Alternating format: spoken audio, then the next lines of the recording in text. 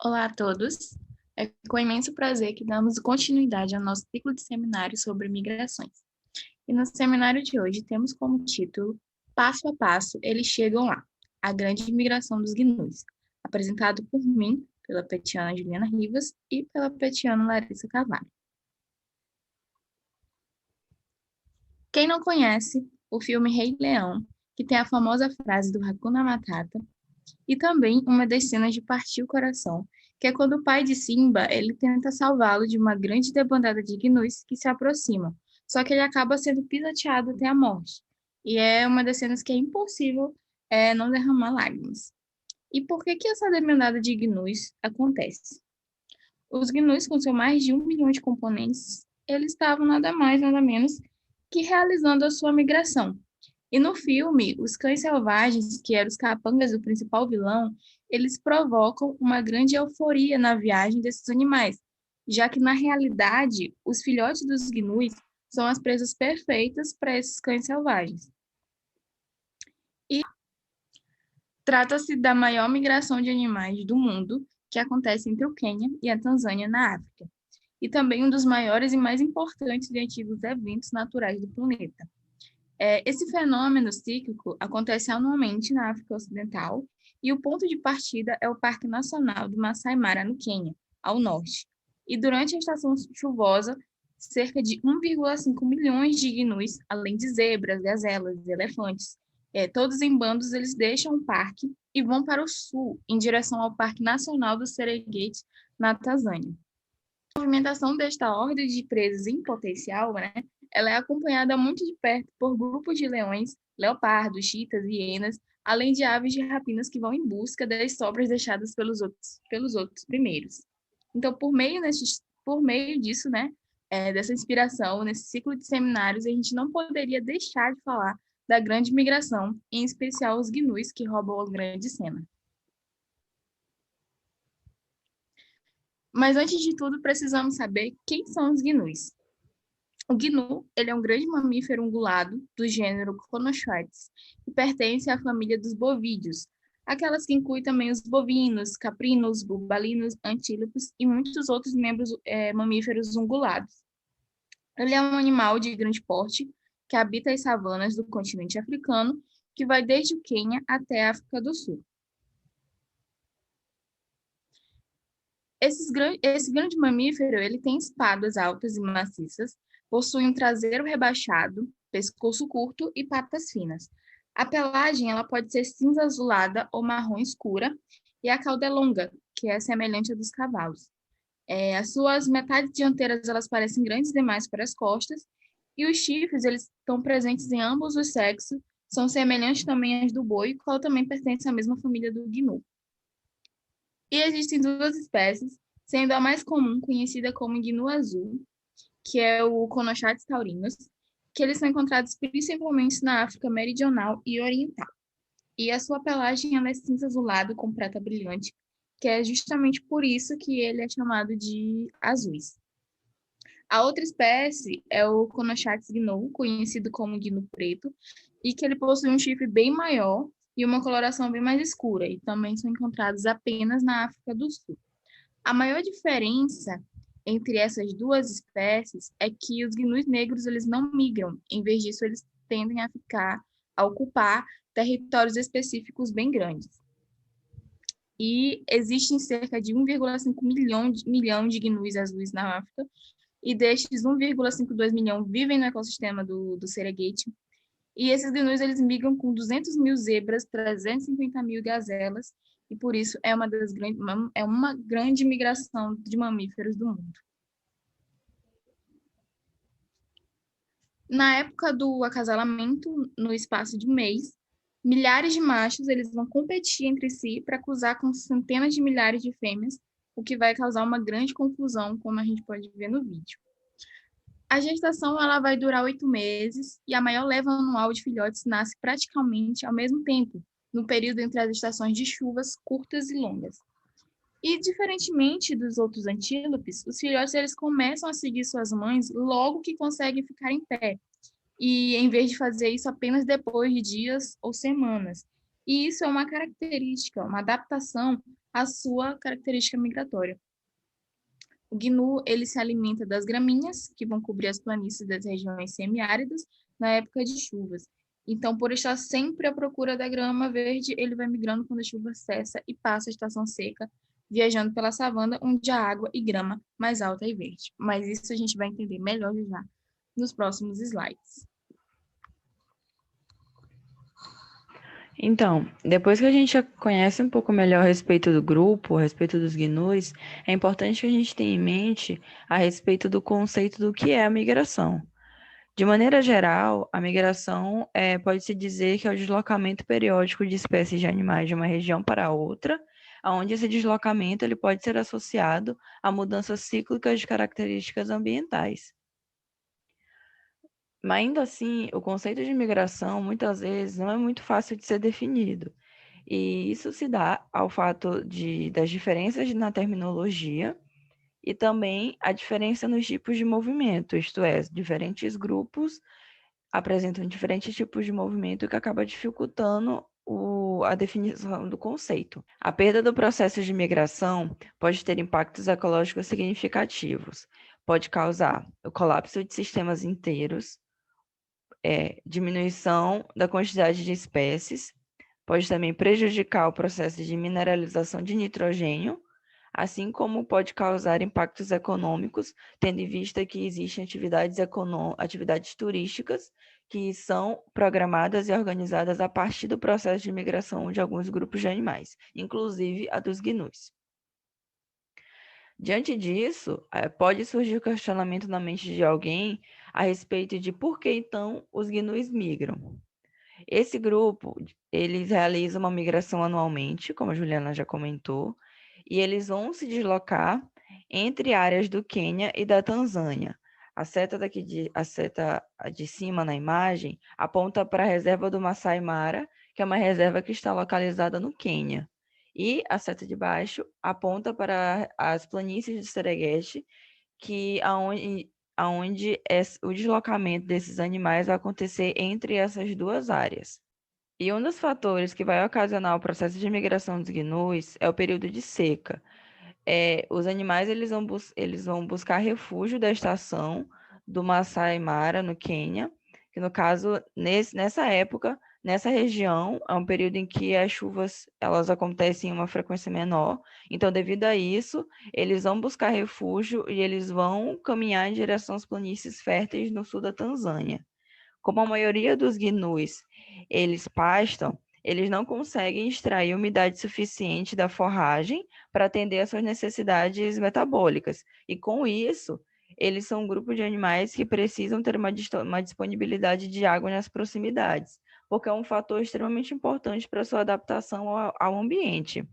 E devido à seca, os recursos disponíveis eles acabam sendo limitados, o que vai trazer o segundo motivo, isto é a disponibilidade de recursos. Os gnus, eles buscam por alimento e por serem migrantes, eles acabam utilizando uma área muito ampla.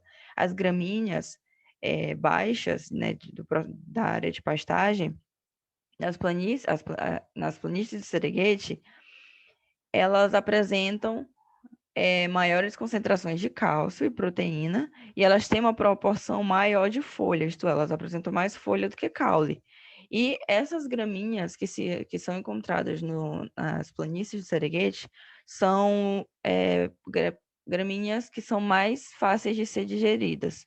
O terceiro fator é a questão dos predadores. Os animais solitários eles estão mais expostos à predação, e isto é, quando os animais eles migram em massa, a população ela vai evitar ser regulada por predadores, o que consequentemente vai diminuir a taxa de mortalidade dos indivíduos do grupo, ou então, ao caminhar em um grupo muito grande, eles vão ter uma facilidade maior em detectar a presença dos predadores, o que consequentemente vai diminuir a quantidade de animais que são capturados. A migração dos gnus ela é considerada parcial, pois é uma população onde contém indivíduos residentes e imigrantes. E os migrantes, eles estão sempre em busca de recursos essenciais, como nutrientes e água, reduzindo também a probabilidade de predação ou escapando de parasitas.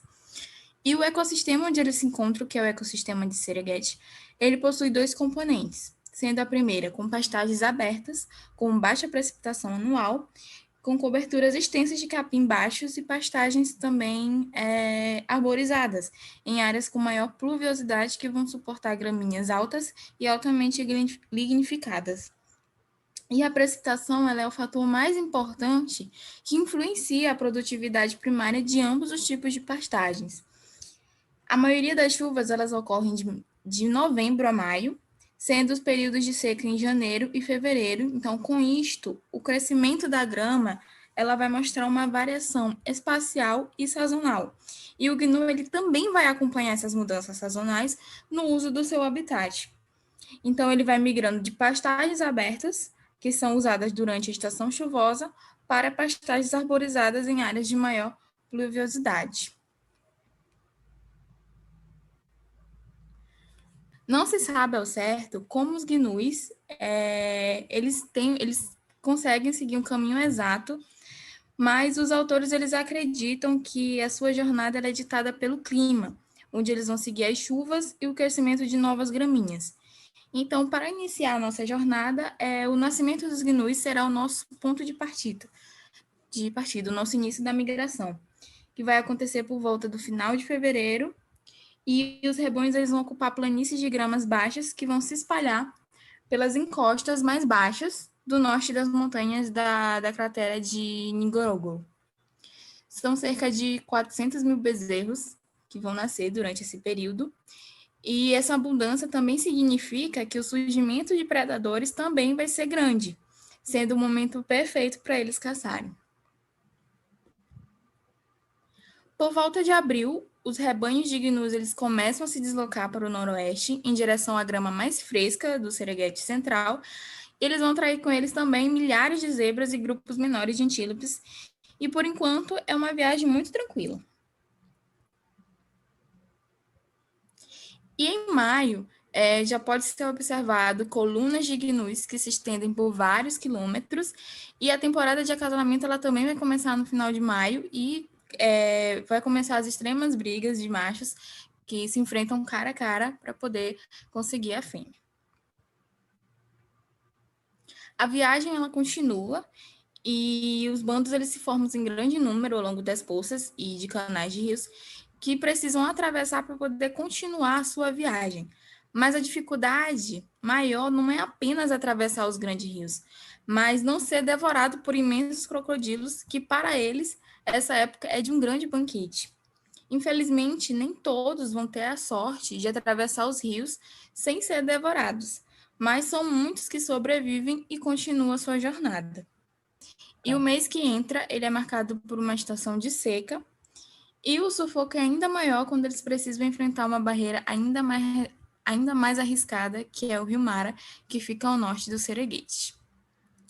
Este rio ele apresenta obstáculos formidáveis para a migração dos gnus, por ser um rio largo, com uma forte correnteza e uma população faminta de crocodilos do Nilo, com 5 ou 6 metros de comprimento. E as margens do Mara, elas são íngremes em alguns pontos e rochosas em outros.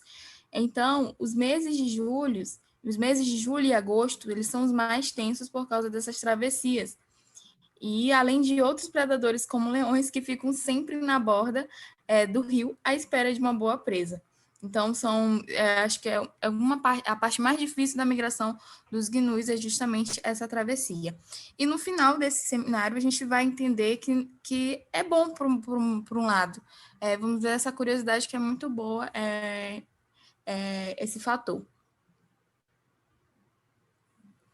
E no final, os animais que conseguiram atravessar o Rio Mara, eles vão continuar a sua viagem para o Masai Mara. E em setembro a outubro, o caos principal terminou e as colunas migratórias elas se moveram-se gradualmente para o leste. Porém, no entanto, os gnus eles enfrentarão as águas pesadas do Rio Mara mais uma vez, porque eles estão se preparando para cruzar novamente para a sua jornada de retorno ao sul. Então, após as chuvas curtas no leste da África, no final de outubro e início de novembro, os gnus eles descem do Quênia para os limites orientais do Serengeti. E em dezembro eles estão espalhados para a região leste e sul. E no início dos primeiros meses do ano novo que entra, a grama do extremo sul de Serengeti, elas estão exuberantes por causa das chuvas. E isso vai atrair os rebanhos e o ciclo vai continuar, enquanto a estação de parto vai começar novamente. Assim como diversas outras atividades que ocorrem na natureza, existem diversos desafios que podem prejudicar que o processo de migração dos gnus ocorra. E esses desafios são ocasionados principalmente pela questão da mudança no uso da terra. Isto é, com a expansão da agricultura, por exemplo, e a questão da privatização da terra, a migração dos gnus se tornou algo um pouco mais complicado de acontecer. Existem estudos que relatam que essa migração era um evento que ocorria com muito mais frequência antigamente. No entanto, hoje em dia existem mais barreiras que diminuíram esse processo. A privatização das terras em fazendas no Quênia, por exemplo, e políticas de assentamento, isto é, povoamento humano na Tanzânia, aceleraram o processo de subdivisão das terras. O surgimento de cercas, assentamentos e estradas foi restringindo também cada vez mais o acesso dos gnus migratórios aos recursos de pastagens tradicionais em terras que antes eram desprotegidas. Isto é, ocorreu a restrição dos recursos. Com essas cercas e também o crescimento das áreas que são povoadas por humanos, ocorreu a perda de importantes ambientes, habitats dos gnus, incluindo áreas que antes eram suas rotas migratórias e também eram áreas de parto, e ainda eram utilizadas também para alimentação da estação chuvosa. Processos como revisar a história, o status, tendências e ameaças enfrentadas por essas populações migratórias em uma gama de ecossistemas ao longo de rotas migratórias é importante para poder se extrair percepções gerais sobre as ameaças que eles vão enfrentar e também para se desenvolver abordagens com probabilidade de sucesso e de conservação. Então, estudos mostram que as populações de gnus do Serengeti Mara, por exemplo, elas continuam estáveis, porém outras populações elas estão diminuindo, populações mais pequenas de gnus migratórios. E isso acontece porque o Serengeti Mara ele protege quase 1,5 milhões de gnus. E é um ecossistema grande e bem protegido. Então, aí surge a questão: por que nós, então, deveríamos nos preocupar em conservar populações migratórias de gnus bem menores? E primeiro é que algumas das outras áreas elas sustentam populações de gnus de outras subespécies daquelas que não são encontradas no Serengeti Mara. Segundo, que os gnus migratórios eles fornecem importantes serviços ecossistêmicos, mesmo em baixa densidade, como promover a sobrevivência de bezerros, entre outras espécies de ungulados, e também reduzindo a pressão da predação quando presente em uma área. E também a gente deve concordar que as migrações dos gnus eles são um espetáculo, fornecendo ainda mais oportunidades significativas no ramo do turismo.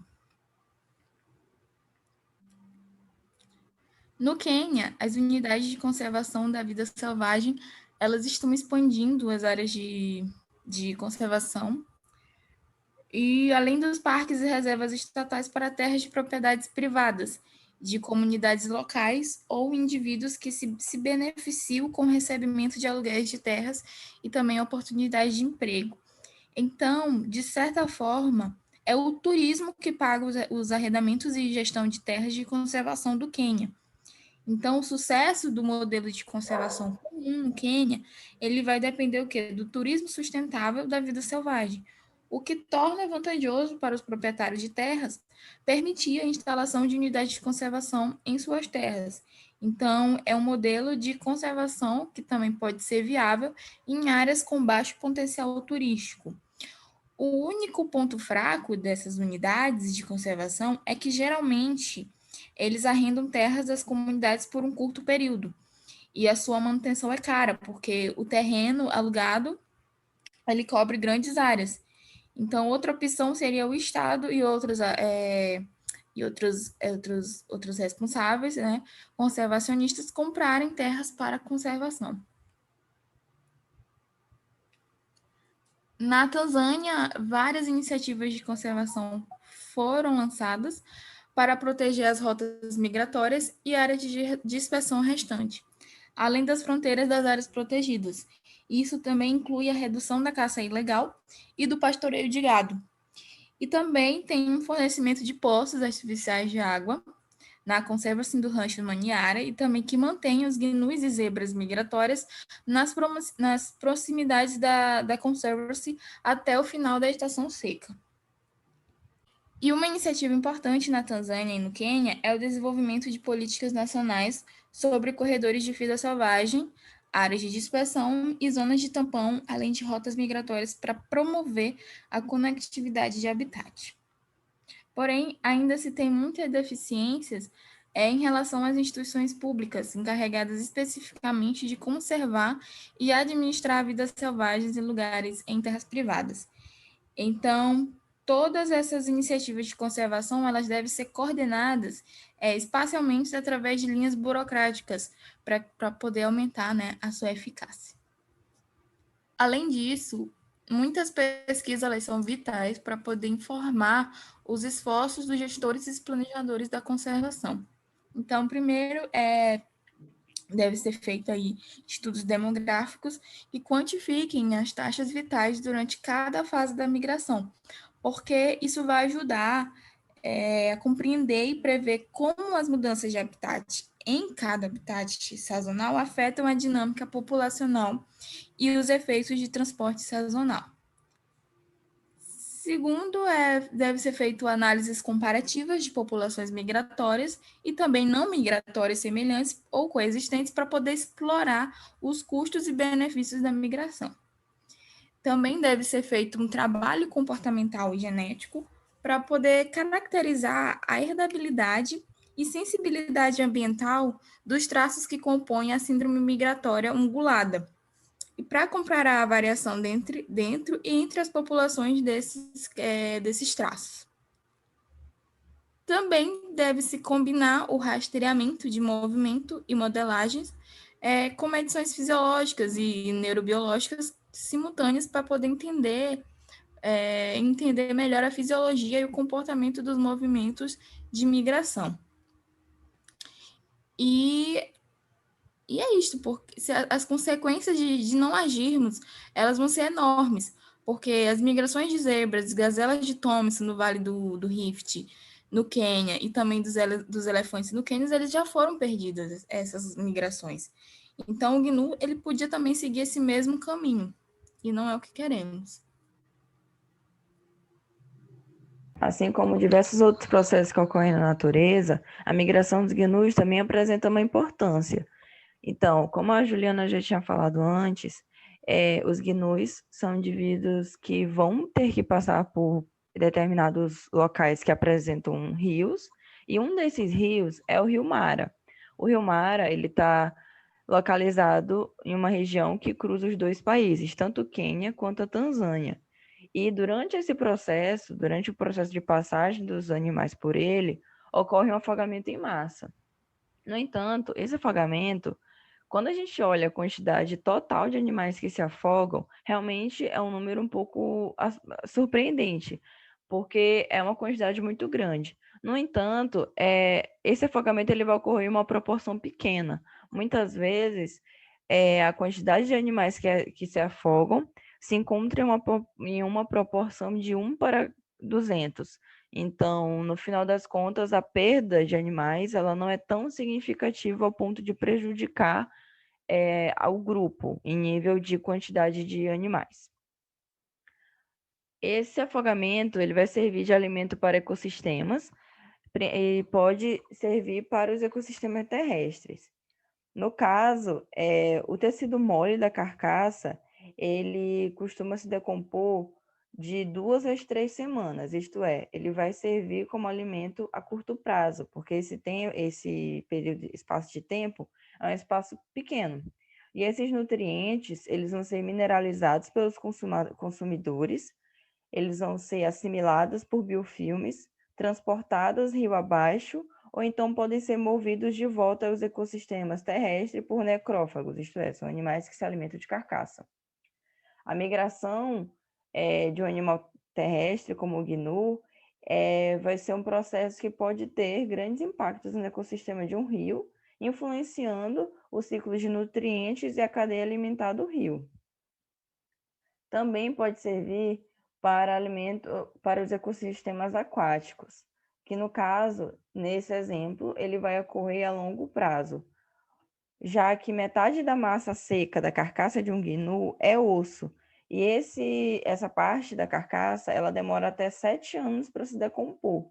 Isto é, ela vai ocorrer de forma mais lenta e durante esse processo ela vai servir de alimentação, pois ela fornece nutrientes a longo prazo para o rio Mara. E além disso, existe a questão do processo de pastagem. As gramíneas, elas crescem mais rapidamente após serem pastadas, e por ser um grupo muito grande, como a Juliana falou, chega às vezes a ser de 400 mil indivíduos por grupo, além de que, como nós falamos, essa migração ela não ocorre apenas com os gnus mais outros animais, então acaba sendo um grupo muito grande. O processo de pastagem vai ser um processo muito grande, muito intenso. Então, como as gramíneas elas crescem mais rapidamente após esse processo de pastagem, a migração ela vai aumentar a biomassa das gramíneas. E, além disso, como é um processo sazonal, isto é, os indivíduos eles se alimentam em uma determinada região e depois eles seguem em frente para se alimentar em outra, esse período, esse espaço de tempo que eles deixam livre para entre uma região e outra, permite que ela se recupere e ela produza mais quantidade de gramínea, fazendo com que ela tenha recursos suficientes para alimentar uma quantidade maior de consumidores. E é isso. Obrigada.